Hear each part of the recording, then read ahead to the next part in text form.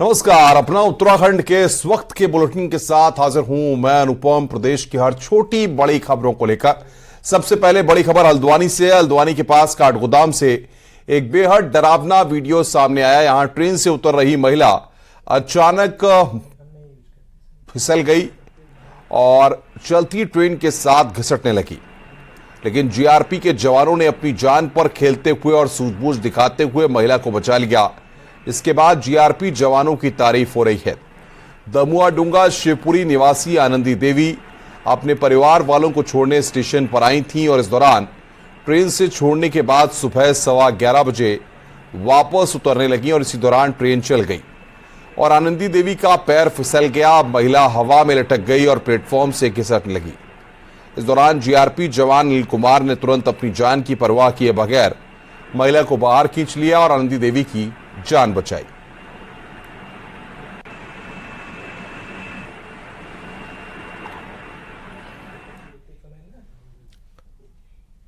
विवादों में घिरे पीएमजीएसवाई के चीफ इंजीनियर आरपी सिंह की मुश्किलें बढ़ने जा रही हैं। उनके खिलाफ भ्रष्टाचार और पद से हटाने को लेकर हाईकोर्ट मामला पहुंच गया है। हाईकोर्ट की चीफ जस्टिस कोर्ट ने आज पूरे मामले में सरकार समेत सभी पक्षकारों को नोटिस जारी किया है और 4 हफ्तों में जवाब मांगा है। कोर्ट ने पूछा है कि इनके खिलाफ जो छापे पड़े हैं और उच्च अधिकारियों ने जांच की थी उसका क्या हुआ है। चीफ इंजीनियर आरपी सिंह पर भ्रष्टाचार के आरोप है और कथित तौर पर 700 करोड़ के घोटाले में आरोपी हैं। याचिका में कहा गया है कि मूल विभाग सिंचाई विभाग के है, लेकिन प्रतिनियुक्ति पर 10 साल से ग्राम्य विकास विभाग में जमे हैं।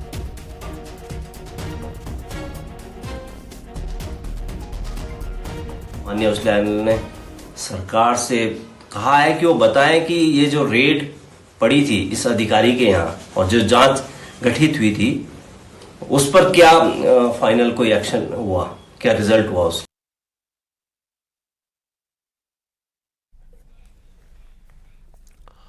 उत्तराखंड में अगले 4 दिन तेज बारिश का अलर्ट है। मौसम विज्ञान केंद्र ने 6 जिलों में तेज बारिश का येलो अलर्ट जारी करते हुए बारिश की संभावना जताई है। देहरादून, नैनीताल, चंपावत, बागेश्वर, चमोली, पिथौरागढ़ के कई इलाकों में तेज बारिश की संभावना जताई गई है। 15, 16 और 17 तारीख तक प्रदेश में कई इलाकों में बारिश देखने को मिल सकती है।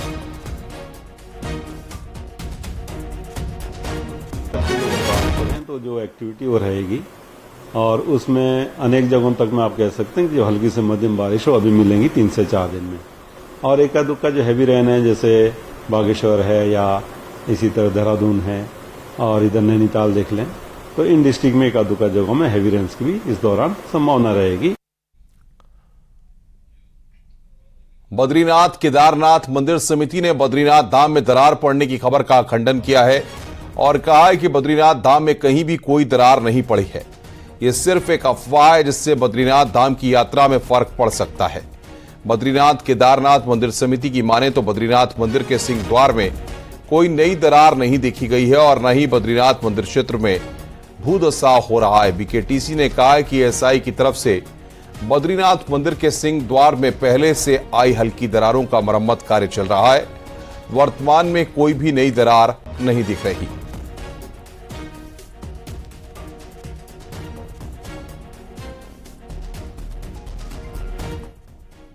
और जो दरारें हैं उन पर ग्लास की टाइल्सें लगाई गई थी जिनसे कि आकलन किया जा सके कि इन दरारों में किसी प्रकार की हलचल है या उनकी चौड़ाई बड़ी है।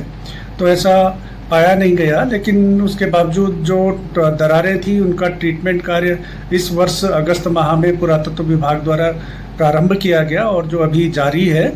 और वर्तमान में किसी प्रकार से कोई मंदिर को लेकर के या मंदिर परिसर को लेकर के किसी प्रकार का कोई खतरा नहीं है। 8 और 9 दिसंबर को देहरादून में ग्लोबल इन्वेस्टर्स समिट होनी है। इसे लेकर आज देश की राजधानी दिल्ली में कर्टेन जारी कर दिया गया। सीएम पुष्कर धामी ने उत्तराखंड ग्लोबल इन्वेस्टर्स समिट का कर्टेन जारी किया। सीएम धामी ने अपने कई भागों की पॉलिसियों को आगे रखकर इन्वेस्टर्स को उत्तराखंड में निवेश करने के लिए आमंत्रित किया और दौरान सीएम धामी ने 3 निजी कंपनियों से करीब 7,000 करोड़ रुपए के एमओयू साइन किए। आईटीसी के साथ 4,500 करोड़, ई कुबेर के साथ 1,600 करोड़ और महिंद्रा हॉलिडे के साथ 1,000 करोड़ का एमओयू साइन हुआ है। सीएम धामी ने कहा है कि उत्तराखंड में निवेश की जबरदस्त संभावनाएं हैं और जैसे लोग आध्यात्म के लिए उत्तराखंड आते हैं वैसे ही अब निवेश के लिए भी आ रहे हैं। I welcome Shri curtain raiser के अवसर पर 7,000 करोड़ के MOU साइन हुए हैं और बड़ा लोगों के अंदर उत्साह भी है और आकर्षण भी है उत्तराखंड में निवेश करने के लिए। और हमने अच्छी तैयारी भी की हुई है कि निवेशक आए तो उनको किसी प्रकार की परेशानियों का सामना न करना पड़े, आसानी से उनका निवेश धरातल पर उतरे। उसके लिए जहां 6,000 एकड़ का लैंड बैंक हमने बनाया है, कई प्रकार की जो नीतियां हैं उन्हें भी हमने प्रख्यापित किया है। 30 से अधिक नीतियां हम लाए हैं। सिंगल विंडो सिस्टम को हम मजबूत कर रहे हैं। लोकसभा चुनाव को लेकर बीजेपी की ताबड़तोड़ बैठकें जारी हैं। देहरादून और हल्द्वानी के बाद तीसरा सम्मेलन अल्मोड़ा में किया गया, जिसमें पिथौरागढ़, बागेश्वर और चंपावत जिले के जिला अध्यक्ष और महामंत्री भी शामिल हुए। सम्मेलन में सभी बीजेपी विधायकों को पहुंचना था, लेकिन ज्यादातर विधायक नहीं पहुंच सके। सम्मेलन से कार्यकर्ताओं में लोकसभा चुनाव के लिए जोश भरा गया। प्रदेश अध्यक्ष महेंद्र भट्ट ने कहा कि जो बूथ पिछले चुनाव में कमजोर रह गए थे उन्हें मजबूत किया जा रहा है। इकाई है मंडल, उसके महामंत्री से ऊपर के कार्यकर्ताओं की पूरी लोकसभा की बैठक है और इस बैठक में जो कमजोर पोलिंग बूथ है, जो पिछले विधानसभा चुनाव में, लोकसभा चुनाव में किन कारण सब जीत नहीं पाए, उन बूथों पर 50+1 मतदान से हम उन पोलिंग बूथों को विजयी की ओर बढ़े। हमारे आज अल्मोड़ा लोकसभा क्षेत्र का मंडल अध्यक्ष, महामंत्री और जिला अध्यक्ष, जिला महामंत्री और हमारे प्रभारी और सभी विधायकों के संबंधित आज की ये बैठक की गई है लोकसभा की। और इसमें हमारे संगठन के 5 जिलों के यानी कि अल्मोड़ा, पिथौरागढ़, बागेश्वर, चंपावत संगठन की दृष्टि से हमारा रानीखेत जिला भी हमने बनाया है। और अब बात खटीमा की, जहां 2 टेलरों पर आवासीय स्कूल में स्कूल ड्रेस की नाप लेने के बहाने बच्चियों से छेड़छाड़ का आरोप लगा है, जिससे नाराज बच्चियों और परिजनों ने दोनों आरोपियों की चप्पलों से पिटाई कर दी। वहीं पुलिस ने आरोपियों के खिलाफ FIR दर्ज कर जांच शुरू कर दी है। बताया जा रहा है कि 22 अगस्त और 6 सितंबर को बच्चियों की ड्रेस की नाप लेने ड्रेस सप्लायर टेलर शकील और उमर स्कूल पहुंचे थे। इसी दौरान आरोपियों ने बच्चियों से छेड़छाड़ की घटना को अंजाम दिया, जिससे नाराज परिजनों ने आरोपियों की पिटाई कर दी और आरोपियों पर कड़ी कार्रवाई की मांग की है, ताकि भविष्य में ऐसी घटनाओं को रोका जा सके।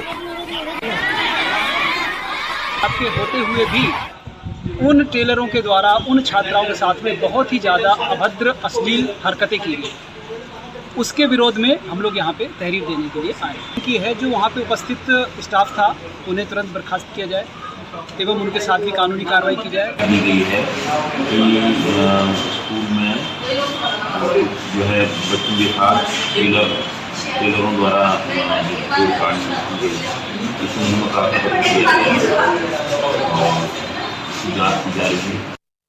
आरोप लगाया गया कि जो दर्जी यहाँ पर यूनिफॉर्म की नाप लेने के लिए यहाँ पर आए थे उनके द्वारा उनके साथ बदतमीजी की गई।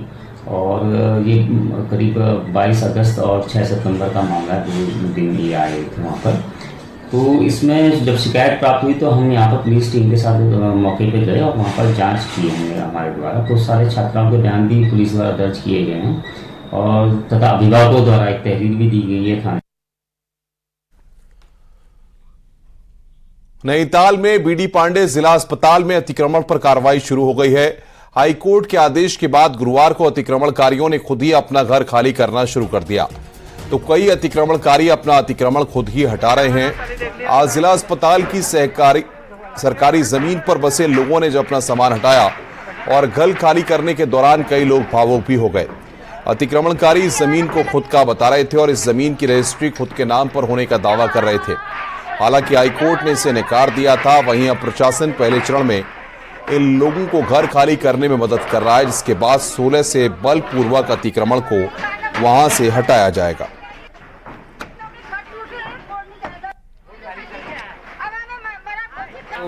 जो भी प्रशासन द्वारा कार्रवाई करी जा रही है उचित की जाए, जिसमें मतलब हर एक पे ही ध्यान दिया जाए। जो सही हैं, जो खाली करने हैं वो तो है ही हैं। हम तो एक अपील और भी लगाई थी कि हम जब भी कोई निर्माण कार्य होगा इसमें प्रेशर द्वारा, तो हम रिक्त कर देंगे, उसमें भी हमारे कोई गौर नहीं की। पूरक हम लोग जो हटाएंगे, अगर 15 तारीख की रात तक अगर कोई व्यक्ति अपना इन्क्रोचमेंट खुद नहीं हटाएगा तो 16 तारीख की प्रातः से फिर हम लोग खुद ही इसको हटाना शुरू करेंगे और फिर इसमें जो भी जितना भी हमने मार्किंग की है उसके हिसाब से उसको हम लोग खुद ही हटाएंगे और उसका जो फिर वसूली होगी, पैसों की वसूली भी उनसे वसूल की जाएगी। चक्राता के कनासर रेंज में करीब 1000 पेड़ों को अवैध रूप से काटने के मामले में एक आरोपी को गिरफ्तार किया गया है, लेकिन वन विभाग की लचर पैरवी और कार्यप्रणाली के चलते आरोपी जेल जाने से पहले ही जमानत पर छूट गया। इस मामले में 17 आरोपियों की वन विभाग ने सूची भी जारी की थी, जिसमें से एक आरोपी को सेन सिंह को गिरफ्तार किया गया और चक्राता कोर्ट में पेश किया गया, लेकिन वन विभाग के ढीले रवैये के चलते आरोपी पहले ही छूट गया। आपको यह भी बता दें कि कई दिनों के बाद इस पूरे मामले में यह पहली गिरफ्तारी की गई थी।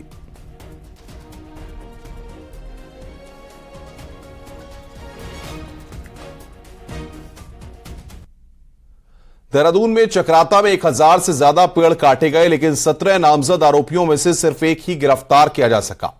वन विभाग का हाल यह था कि गिरफ्तारी होते ही तुरंत जमानत भी मिल गई। तो क्या है इसके अंदर की कहानी, आइए देखते हैं यह रिपोर्ट।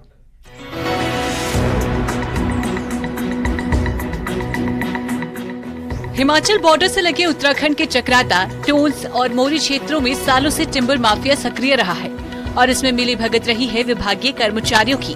पहली बार चक्राता में 1000 और टोंस डिवीजन में 100 से ज्यादा पेड़ों का अवैध रूप से कटान का मामला सामने आया। जांच बैठी तो इसमें वन विभाग, वन निगम के अधिकारी कर्मचारी की मिली भगत का खुलासा हुआ। नतीजा, पहली बार 24 से ज्यादा अधिकारी कर्मचारी सस्पेंड कर दिए गए। प्रदेश के वन मंत्री खुद ये बात कह रहे हैं कि ये पूरा मामला पिछले 1.5 दशकों से चला आ रहा है। राज्य में ये करीबन पिछले 15 सालों से खेल रहा है और उसको जब हमारे संज्ञान में आया तो जिस तरह लगातार हमारे लोग इस पर लगा रखे थे, आपने देखा कि पहली बार फॉरेस्ट डिपार्टमेंट के 20 अधिकारियों को निलंबित करने का काम किया गया और इसके अलावा जांच चली और मुझे लगता है कई लोग इस पर भी जेल जाएंगे। वन विभाग के कई सीनियर अधिकारियों पर भी शक की सुई घूम रही है। मामले की गंभीरता को देख अब फॉरेस्ट चीफ ने चीफ गढ़वाल की अध्यक्षता में 11 अफसरों की जांच टीम गठित की है। जांच ठीक से हुई तो कई अफसरों का नपना तय माना जा रहा है। कर्मचारी, रेंज अधिकारी जो निलंबित हुए थे, उनकी चार्जशीट इत्यादि बनाने की कार्रवाई शुरू कर दी गई है ताकि जो भी उचित उसमें निर्णय लेके और एक मतलब जो दोषी कर्मचारी हैं इसमें विभाग के, उनके अगेंस्ट तत्परता से कार्रवाई की जाए। अभी तक की जांच में टिम्बर माफिया के मजबूत गठजोड़ का खुलासा हुआ है, जिसमें माफिया के साथ नेताओं और विभागीय लोगों की भी मिली भगत है। हालात ये है कि अवैध कटान के इस मामले में 17 लोग नामजद हैं, लेकिन गिरफ्तारी सिर्फ एक की हो पाई है। उसमें भी पैरवी इतनी लचर थी कि उसे हाथों हाथ जमानत भी मिल गई। टिहरी से सौरभ के साथ देहरादून से सुनील नवप्रभात की रिपोर्ट। बागेश्वर में एक आपदा भूकंप मॉकड्रिल की गई, जिससे लोगों को भी आपदा आने पर क्या प्रतिक्रिया करनी है, इस बारे में भी स्थानीय लोगों को जागरूक किया गया। डीएम और जिला आपदा प्रबंधन की टीम मौके पर पहुंची और हालात का जायजा लिया।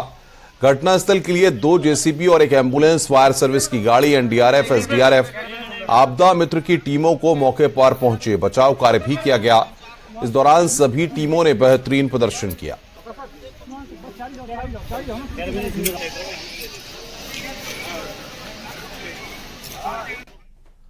कोटद्वार मेडिकल कॉलेज को लेकर एक बार फिर से उम्मीद जगी है। कोटद्वार पहुंचे स्वास्थ्य सचिव ने कहा कि उत्तराखंड में होने वाले इन्वेस्टर समिट में कोटद्वार मेडिकल कॉलेज और हॉस्पिटल को पीपीपी मोड पर बनाए जाने का भी प्रपोजल रखा जाएगा। उन्होंने उम्मीद जताई है कि इन्वेस्टर्स इसमें दिलचस्पी दिखाएंगे और कोटद्वार में मेडिकल कॉलेज को पीपीपी मोड पर संचालित किया जाएगा। इन्वेस्टर समिट भी आ रहा है और इन्वेस्टर समिट के तहत भी ये जो कोटद्वार का जो लैंड है, हमने पीपीपी मोड के तहत इसको प्रपोज किया है, मेडिकल कॉलेज कम हॉस्पिटल।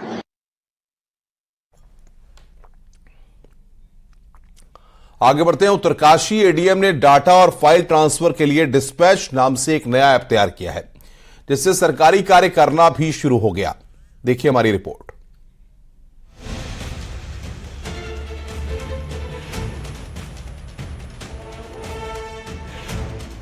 उत्तरकाशी में सरकारी सूचनाओं के आदान प्रदान और फाइल को ट्रांसफर करने के लिए अपर जिलाधिकारी तीर्थपाल सिंह ने डिस्पैच नाम से ऐप तैयार किया है, जिससे अब सरकारी कर्मचारियों और अन्य यूजर्स को आसानी होगी। खास बात यह है कि इस ऐप में यदि कोई मैसेज करता है तो ऐप उसे पढ़कर सुनाएगा। इसके साथ ही बिना नेटवर्क के भी पास में बैठे यूजर्स आसानी से प्रयोग कर एक दूसरे को डेटा शेयर कर सकेंगे। ऐप में इंटरफेस की सुविधा होने के साथ ही व्हाट्सएप की तरह ग्रुप बना सकते हैं और इस समय जिला मुख्यालय में डिस्पैच ऐप को 70 लोग यूज कर रहे हैं। फाइल ट्रांसफर है, आपका जो जनरली है मैसेज ट्रांसफर है, कंप्यूटर इंटरफेस है, आप अपने कंप्यूटर से भी जोड़ सकते हैं इसमें। और इसमें मैसेज लिसनिंग फैसिलिटी है, ग्रुप मैसेजिंग है। ग्रुप में जैसे आप नंबर ऑफ यूजर्स 2000 3000 कितने का भी ग्रुप बना लीजिए, वो ऐसी कोई लिमिटेशन नहीं है। फॉरवर्डिंग हम कितने भी कर्मचारियों को हम कर सकते हैं। और जैसे हमारे जो स्टाफ है वो भी इसका प्रयोग अपने कंप्यूटर से जोड़ के अपनी फाइल जो ट्रांजैक्शन करेंगे अपना काम आसान कर सकते। एडीएम का कहना है कि जल्द सभी विभागीय अधिकारियों को देने के साथ ही गूगल ऐप पर भी लॉन्च किया जाएगा। एडीएम तीर्थपाल कंप्यूटर साइंस में बीटेक और नेटवर्क प्रोफेशनल है और 7 महीने की कड़ी मेहनत के बाद इस ऐप को तैयार किया है, जो अब सरकारी दफ्तरों में काम आ रहा है। न्यूज 18 के लिए उत्तरकाशी से बलबीर परमार की रिपोर्ट।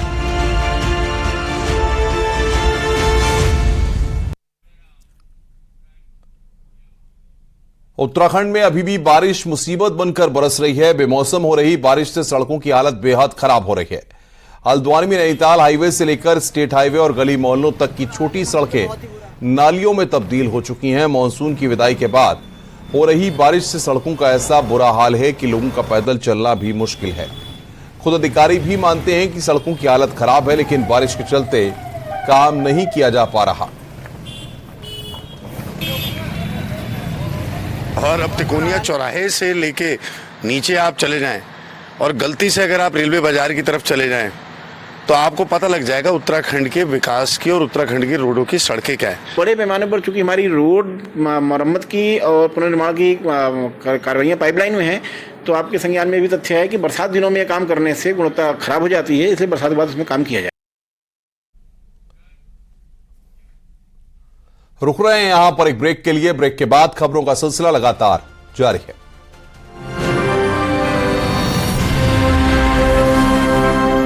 पेट सफा